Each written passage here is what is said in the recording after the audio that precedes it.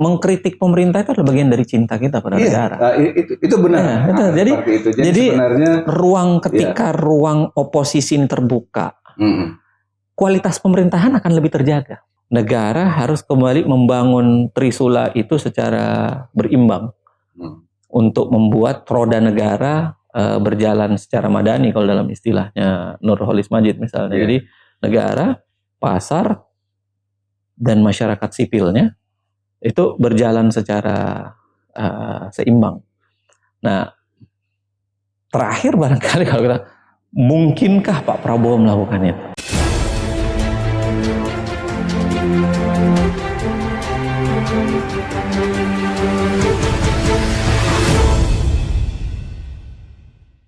Ya, selamat datang di UTAS Kemitraan yang membahas seputar isu-isu tata kelola pemerintahan bersama saya, Laude Muhammad Syarif. Saya berbahagia karena hari ini saya ditemani oleh Pak Dr. Zainal Arifin Mohtar, dosen dan peneliti dari Fakultas Universitas Gadjah Mada, dan kebetulan adalah anggota board dari Kemitraan, The Partnership for Governance Reform.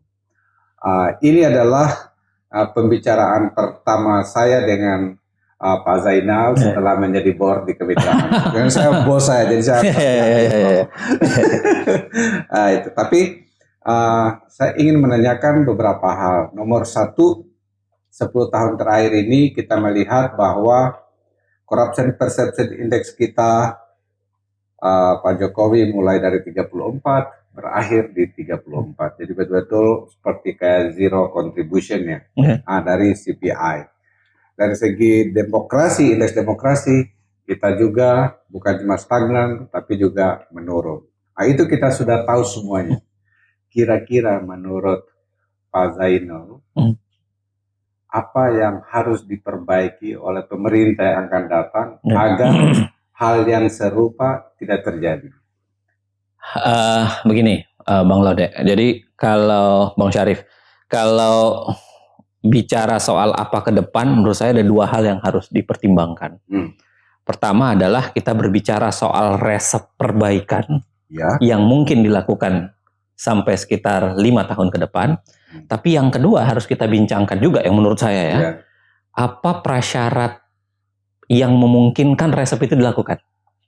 Syaratnya. Oke, saya mulai dari syarat Karena menurut saya dua-dua nggak bisa. Itu penting banget. Karena saya khawatir kalau kita ngomong hanya resep, kita sedang ngawang-ngawang gitu. Ya kan? Betul, prasyarat penting. Betul. Satu, saya kira prasyarat penting bagi terciptanya resep yang mau kita kasihin kepada Presiden Prabowo ke depan itu adalah, satu adalah sikap Prabowo sendiri. Jelas. Karena sampai sekarang menurut saya belum melihat genuinisitasnya Prabowo sebagai presiden. Kalau sebagai menteri kan sudah kan, kita udah perhatikan 5 tahun belakangan. Tapi sebagai seorang presiden belum. Karena nyaris apa yang dilakukan belakangan, termasuk kisruh-kisruhnya belakangan, termasuk problem-problem pemerintahan belakangan, itu kemungkinan masih disetir oleh Jokowi. Masih ada perannya Jokowi. Peran beliau. Ya kan? Paling tidak kita bisa bahasakan sebagai kelanjutan apa yang dia lakukan, atau dia mentransisikan sebelum diserahkan kepada Prabowo. Jadi kalau membaca satu, Prabowo ini akan seperti apa? Prasyarat itu barangkali bisa kita baca, menurut saya tergantung pada banyak hal tentu saja. Tapi salah dua yang mungkin saya bicarakan. Pertama adalah bagaimana Prabowo lepas dari bayang-bayang Jokowi. Pemerintah sekarang. Karena pemerintahan sekarang itu dia akan membebani sebenarnya Prabowo. Karena pemerintahan sekarang itu menabung begitu banyak persoalan. Iya kan, CPI 34. Semuanya kita back to square one kan? Iya, back to square one. Betul, jadi resep yang kedua apa lagi? Nah, itu yang pertama. Tergantung betul sama Prabowo, kemampuan dia untuk melepaskan dari bayang-bayang Jokowi. Yang kedua adalah tergantung betul dengan ini. Bagaimana bagaimana Prabowo sebenarnya itu membayangkan proses ke depan. Mungkin ini kita bisa baca dari visi misi barangkali. Ya. Jadi visi misi kita baca. Nah, di visi misi Prabowo yang saya lihat misalnya ya, itu agak beragam tuh. Dalam beberapa sikap soal ekonomi, kesejahteraan publik, itu sebenarnya ada. Tapi kalau soal pemberantasan korupsi, penegakan hak asasi itu sangat minim. Jadi kalau pertanyaannya dilihat seperti padahal apa? Kualitas anti korupsi dan demokrasi itu di situ yang sangat penting soal sikap yang tadi itu. Tapi saya ingin ingatkan bahwa sudah 1-2 kali pidato yang serius Pak Prabowo itu mengatakan bahwa anti korupsi itu adalah sesuatu yang beliau akan pegang teguh. Seberapa yakin? Saya agak mengalami trauma dengan yang begituan. Dengan janji-janji. Karena Jokowi melakukan hal yang sama. Kan Jokowi itu berulang kali tuh mengatakan saya orang yang tidak punya beban masa lalu. Saya akan gas penuh. Saya akan berkali-kali tuh dilakukan baik 2014 maupun dilakukan di 2019. Jadi sebenarnya Pak Prabowo karena tergantung tadi sebagai resepnya, tergantung sikap beliau. Apakah janji ini betul-betul akan kita harus memberikan kepercayaan kalau begitu untuk menjalankan janji. Makanya saya bilang tadi, satu itu yang tergantung sikap dia, terus yang kedua kita belum mendapat lacakan yang memadai soal apa yang dia mau lakukan. Nah, bisa plus bisa minus. Artinya mungkin bisa diisi, mungkin juga tidak ada isinya gitu. Itu kan kemungkinan-kemungkinan. Nah, yang ketiga saya kira yang juga bergantung pada prasyarat relasi prasyarat di pemerintahan Prabowo ini adalah apakah Pak Prabowo punya tim yang memadai di belakangnya sebagai thinker atau paling tidak barangkali sebagai katalisator untuk melakukan perbaikan. Policy advisor atau apa gitu. Tergantung betul. Sampai sekarang mohon maaf saya kira tidak banyak kita bisa lihat. Apakah mungkin juga nanti kalau kita lihat tergantung dari postur kabinet dan orang-orang yang dipercayakan untuk itu yang keempat saya mau bilang. Yang keempat pas tentu saja adalah bagaimana dia merancang yang namanya pemerintahan ini.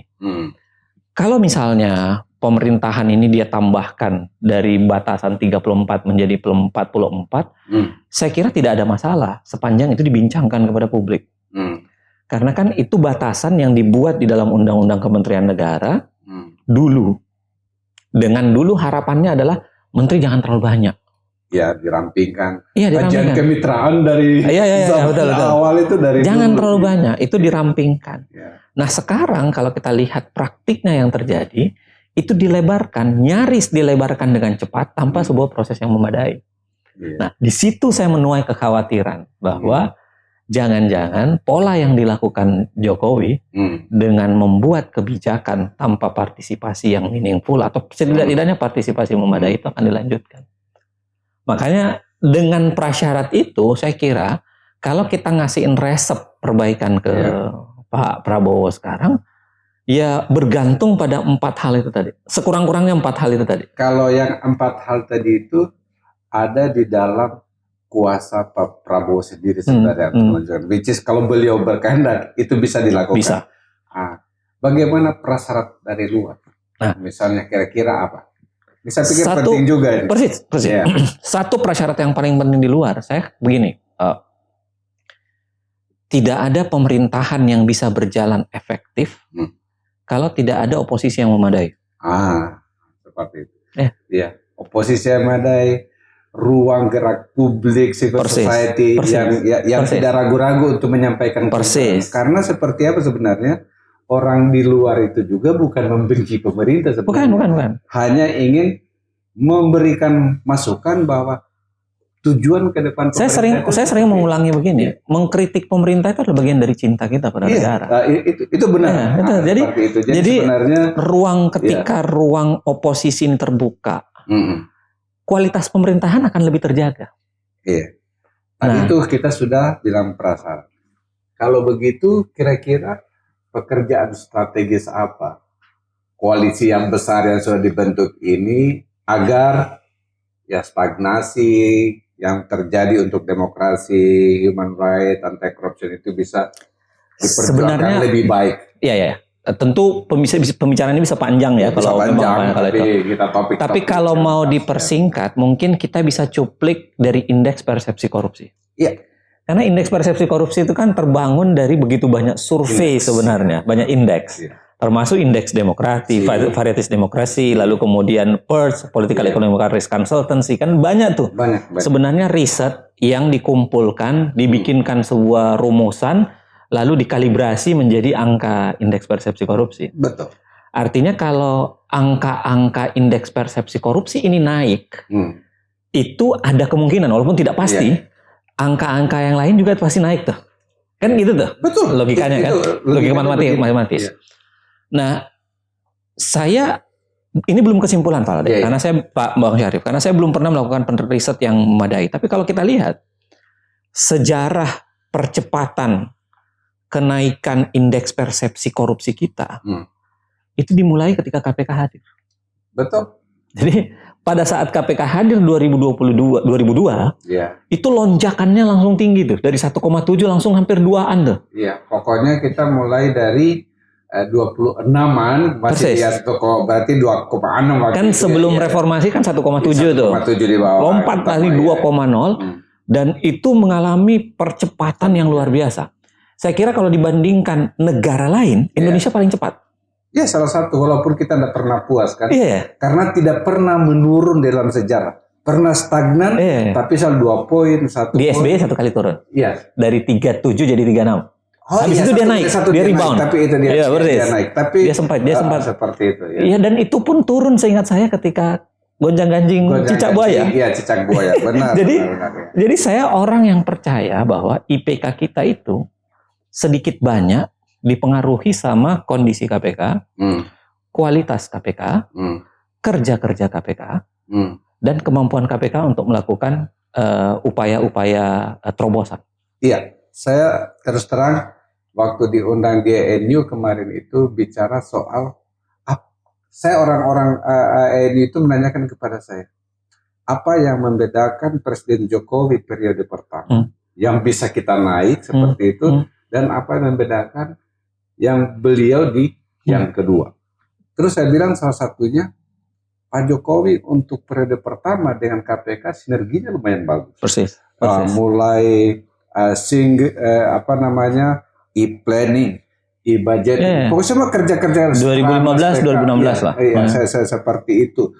Mall pelayanan publik, bahkan beliau berani membuat perpres yang menurut aku spektakuler itu, yaitu tentang pencatatan penerima manfaat, beneficial ownership registration. Tidak banyak negara di dunia yang berani seperti itu. Jadi makanya naik kita itu lumayan sampai 40. Sempat sampai dari 34, 40 itu berarti kan 6 poin naik itu yang pertama.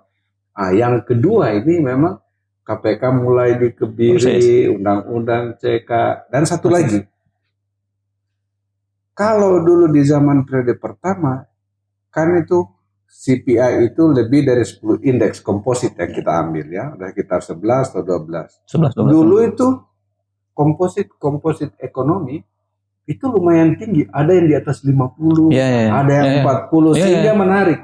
Anehnya ketika kita mau investasi tarik banyak, malah ekonomi juga turun. Jadi bukan partai politiknya sudah selalu jelek, selalu paling 2,3, 2,4, rule of law-nya 2,5, ya seperti itu. Itu akhirnya ikut turun. Saya balik ke kesimpulan tesis saya di awal ya, untuk mengatakan artinya kalau Prabowo mau mungkin pragmatis saja dalam tanda kutip, dia poles KPK, itu naik tuh indeks persepsi korupsi. Itu salah satu strategi perlu itu dia poles KPK. Poles itu apa yang dimaksud dengan poles? Setidaknya menurut saya 2 hal. Dia perbaiki konsep aturan KPK dan korupsi, ya termasuk undang-undang tipikor dan lain sebagainya. Yang kedua adalah dia berkomitmen menempatkan orang-orang yang baik di KPK. Iya, dan kebetulan ini sudah saatnya. Mudah-mudahan Pansel Dan pemerintah dan DPR itu menunjuk orang-orang yang terbaik di persis. antara yang Persis. 20 dewas dan 20 di pimpinan sekarang. Seperti itu. Itu yang pertama. Jadi kalau soal KPK. Yang kedua, saya kira penegakan hukum secara umum, secara keseluruhan harus dipacu. Bang Syarif ingat nggak? Kita sempat indeks demokrasi kita sempat naik 1 poin tuh. Iya. Dan itu karena putusan MK Cipta Kerja. Ya, Undang-Undang Cipta Kerja. Undang-Undang Cipta Kerja yang tiba-tiba MK berani membatalkan Cipta Kerja. Itu membuat indeksnya naik 1 poin. Sebelum kemudian jeblok lagi. Iya. Nah, apa yang saya mau bilang? Artinya indeks demokrasi kita juga itu punya korelasi yang sangat keras, sangat kuat dengan yang namanya penegakan hukum. Nah, artinya kalau Pak Prabowo bangun perhatian kepada penegakan hukum, ini akan terjadi 2 hal lagi-lagi secara sederhana. 1, jangan lanjutkan intervensi pada APH, aparat penegak hukum. Jangan lanjutkan intervensi itu, karena semakin diintervensi mereka, itu menunjukkan semakin buruknya sebenarnya penegakan hukum di Republik ini. Ya, dan itu ketidakpastian hukum itu menjadi jauh lebih tinggi. Dan saya ingin komentar yang ini, karena saya agak banyak sahabat yang di luar gitu, sering-sering mereka termasuk dari beberapa duta besar bertanya kepada saya soal iklim investasi. Yang mereka tanyakan selalu itu adalah, satu adalah kepastian hukum di Indonesia ini seperti apa, sehingga itu yang membuat mereka sebenarnya takut berinvestasi. Yang kedua itu uang pelicin, facilitation payment yang terjadi seperti itu. Sehingga kadang mereka kalah, jadi investor yang baik, yang mempunyai human rights safeguard, environmental yang menang safeguard, itu investor buruk. Jadi itu anti-corruption safeguard yang sudah bagus-bagus ini, akhirnya dikalahkan karena mereka bilang karena personal attachment atau personal relation atau facilitation payment. Iya, itu. Jadi facilitation payment itu ada gara-gara ada hubungan personal, bukan sebagai kelembagaan. Jadi kira-kira apa yang harus dilakukan oleh Pak Prabowo, khususnya nih wabil khusus tentang melanjutkan reformasi polisi agar jauh lebih baik. Saya lanjut dulu ya, Bang Syarif. Saya kira jangan lanjutkan intervensi itu. Iya. Karena dalam kasus misalnya paling tidak kita lihat beberapa tahun belakangan di zaman Jokowi, itu ada kecenderungan betapa sering kemudian penggunaan aparat negara diintervensi. Maka kalau mau dilakukan, ya tarik keluar intervensi ke sana. Karena itu tarik keluar, saya kira bagus. Yang kedua adalah tadi yang persis dikatakan oleh Bang Syarif tadi, dia harus melanjutkan program reformasi kepolisian. Kenapa saya bilang melanjutkan? Karena kan bukan barang baru ini. Ini pekerjaan kemitraan dari mulai 2024, 2002, 2004. Kemitraan yang pertama itu persis. Memisahkan Polri dari tahun 2000. Tahun 2000. Itu pekerjaan pertama kemitraan. Bukunya semuanya ada, tapi memang lambat. Nah, itu yang saya bilang. Jadi satu, selain dia mengenyahkan kemungkinan intervensi itu, yang kedua dia melanjutkan program reformasi baik di tubuh kepolisian maupun di tubuh penegakan hukum yang lain gitu. Termasuk menurut saya reformasi yang paling terbengkalai itu adalah reformasi birokrasi. Ya kan, ini penting sekali nih. Nah, memang di sini ada pembicaraan menarik. Saya kemarin bertemu sama Jacqueline Becker. Jacqueline Becker. Dia mau presentasi katanya di saya lupa di New York atau di mana itu akhir tahun. Tesis pertanyaan mendasarnya itu adalah kira-kira kepolisian di bawah Pak Prabowo itu akan seperti apa? Nah, itu menarik tuh. Karena kan Prabowo kita tahu dari tentara, ya kan, mungkin punya posisi yang agak berbeda dengan kepolisian, tapi kita juga paham bahwa kemarin ada peran ditenggarai, dicatat oleh banyak peneliti di publik bahwa ada peran untuk memenangkan Pak Prabowo. Jadi seperti apa korelasinya itu akan menarik tuh. Nah, tapi kalau mau menjawab ini saya balik lagi ke pertanyaan saya di awal. Relasi antara Jokowi, Prabowo dan lain-lain sebagainya. Nah, itu yang kedua. Jadi yang kedua adalah bagaimana dia melanjutkan reformasi kepolisian plus reformasi birokrasi. Yang ketiga, saya kira pekerjaan rumah paling besar Pak Prabowo itu adalah segera menekan atau mengatur ulang atau memperbaiki sarana-sarana yang memperbesar konflik kepentingan. Saya kira konflik kepentingan itu ini satu pekerjaan rumah yang sangat besar. Dan Pak Jokowi menurut saya terlalu lama membiarkan ini. Bahkan dalam beberapa hal dia menjadi pelaku aktif dalam proses konflik kepentingan itu. Nah, apa caranya? Modelnya udah banyak sekali. Ada banyak sekali modelnya caranya, mulai dari model ngelaporin, lalu kemudian deklarasi, kan ada semua tuh dalam prinsip-prinsip. Saya kira riset-riset yang lamanya partnership juga sudah ada, dan kemarin juga udah di launching beberapa program berintegritas. Yang keempat, saya kira paling harus dilakukan Pak Prabowo, paling tidak dalam bidang hukum ya, karena saya nggak akan bicara soal ekonomi yang saya nggak punya kapasitas, adalah mereformasi pembentukan peraturan. Ini pun sebenarnya pada saat itu kan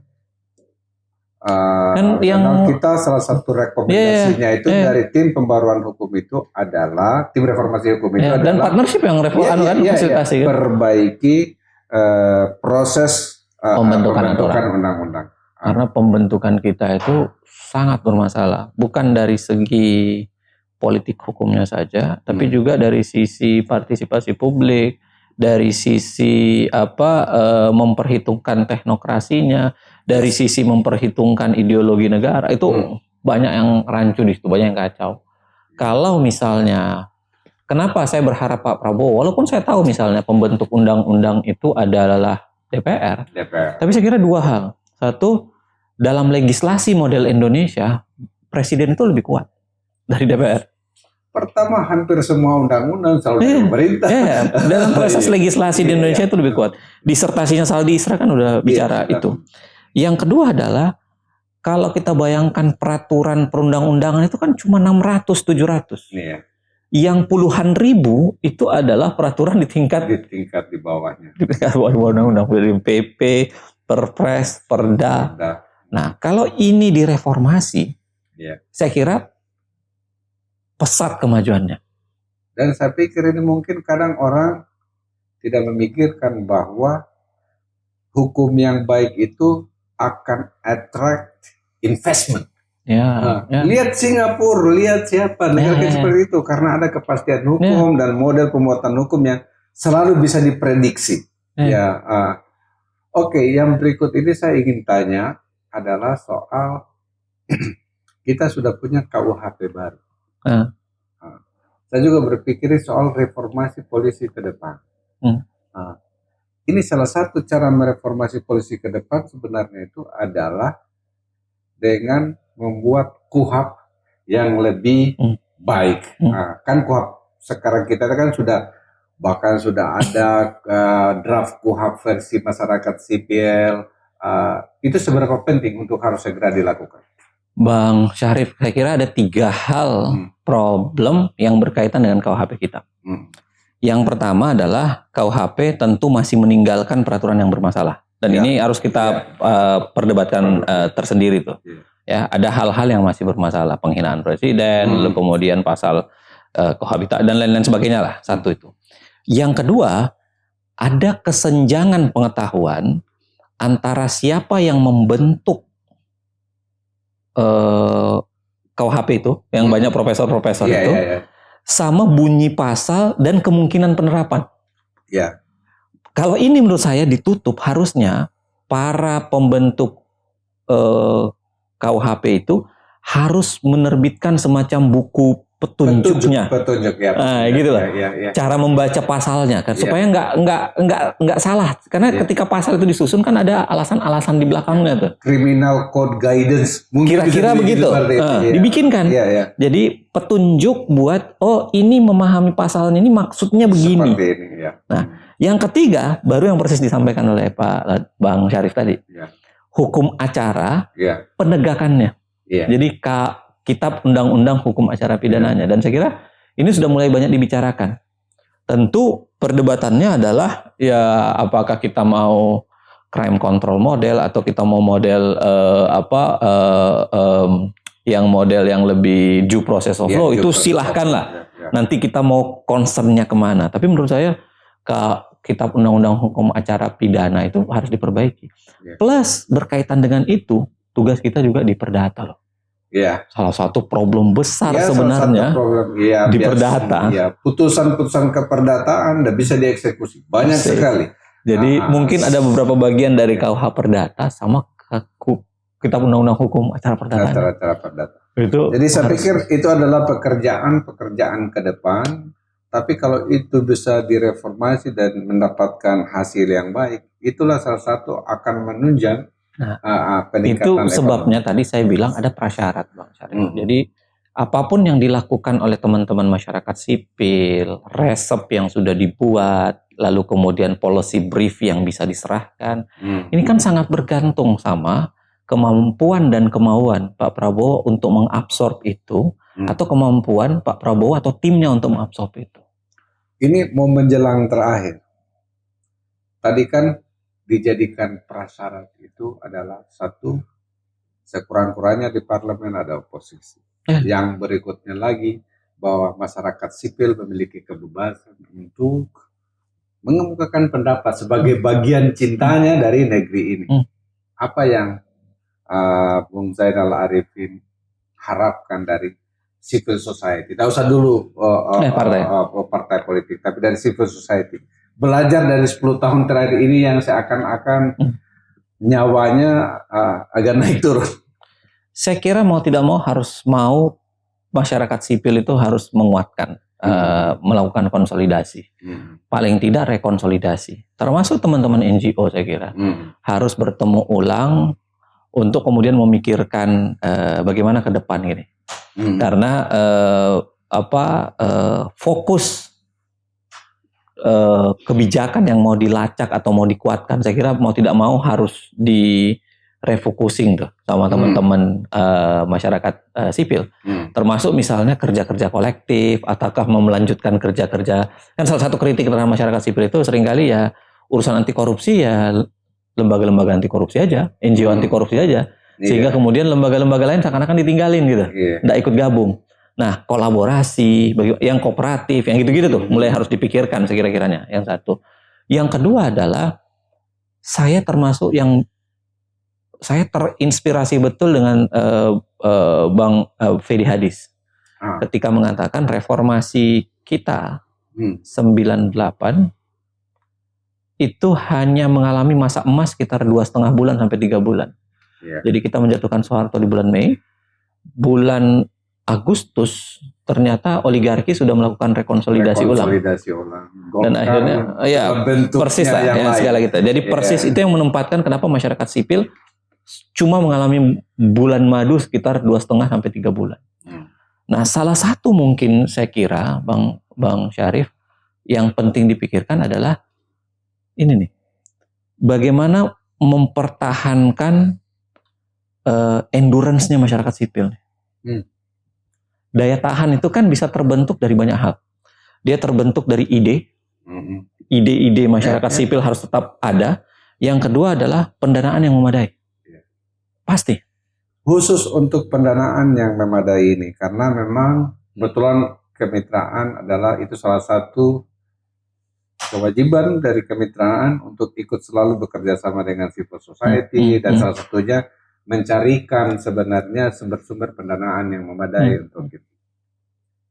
Terus terang 5 tahun terakhir ini pendanaan itu menjadi jauh lebih susah, bahkan sekarang itu harus melalui screening dari pemerintah yang lumayan ketat, sehingga ini saya pikir sesuatu yang begini ini tidak akan menguntungkan. Makanya termasuk harus dipikirkan alternatif-alternatif. Terlepas dari masih ada perdebatan ya, misalnya apa namanya? Pemerintah. Dana abadi untuk NGO itu apa namanya? Iya, apa namanya istilahnya sempat dibicarakan. Endowment fund. Ya kira-kira begitulah. Modelnya kayak endowment fund untuk, nah itu menurut saya model-model alternatif Terlepas dari perdebatannya masih ada di dalamnya ya. Tapi model-model alternatif macam itu menurut saya harusnya dihidupkan. Ya, saya beri contoh ya. Saya pernah diundang di India, itu di Delhi, Habitat. Habitat itu bukan satu nama organisasi, tapi ada satu kompleks. Satu kompleks itu saya bilang banyak NGO yang ada di situ. Terus saya tanya, ini kalian bangun sendiri atau apa? No, this is government provided. Jadi para NGO itu government diberikan, tapi nggak apa-apa mereka mau voicing sesuatu yang dianggap yang tidak sesuai dengan apa yang. Dan negara kan memang punya kewajiban untuk merawat masyarakat sipil. Ya seperti itu. Yang kedua, kalau di Australia itu ada namanya ADO, Environmental Defender Office. Itu juga hampir 80% lebih anggarannya dari pemerintah. Tapi pekerjaannya bahkan suing the government kadang-kadang seperti itu. Dan saya pikir ini yang seperti ini memang harus walaupun terlepas mau ditaruh di kementerian mana, mau di Kementerian Keuangan kah, Kementerian Dagri seperti Ormas kah, Kementerian Sosial, itu urusan teknis menurut saya. Kita bisa pikirkan. Tapi maksud saya model-model alternatif itu harus dipikirkan karena ini nih yang menjaga endurance-nya publik. Selain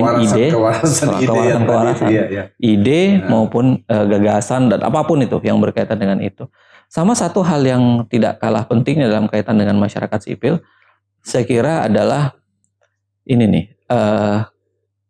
kesadaran bahwa kalau kita pakai model trisula, negara, lalu kemudian korporasi dan masyarakat sipil, atau negara, pasar dan masyarakat sipil misalnya, belakangan ini kan negara itu seakan-akan sangat mesra dengan pasar, terlalu mesra dengan pasar. Masyarakat sipilnya sedikit ditinggalkan gitu, ya kan?